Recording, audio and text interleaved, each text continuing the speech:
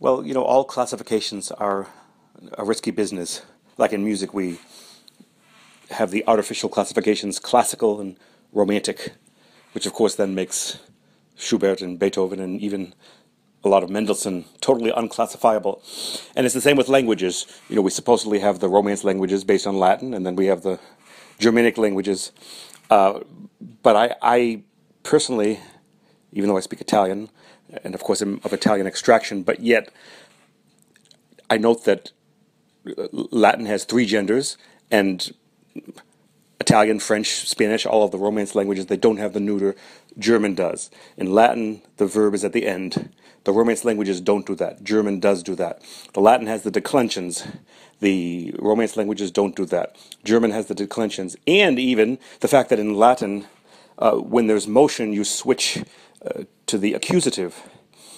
And of course, the Romance languages don't do that, but German absolutely does. Ich bin in der Stadt, ich gehe in die Stadt. So, to make the simplistic categorization that you have the Romance languages based on Latin and then German, it's clearly not that simple.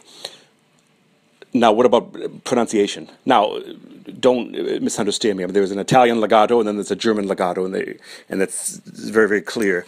If you have the word Flammenauge, like in the second Liebeslieder, you can't pronounce it fla, me, nau, ge. That's absolutely wrong. And conversely, in Italian, if you have the word like amenità, you can't say en it a. It's amenita. So why do I talk about all this? Because now we come to English. English, which supposedly is a Germanic language, even though 60% of the verbs come from Latin. So how do we pronounce English? Well, this is the question. And I don't think that I necessarily agree with how a lot of Americans handle English diction. And I think it's a grave error to think that the understandability is only about the consonants, because it has much to do with the vowels.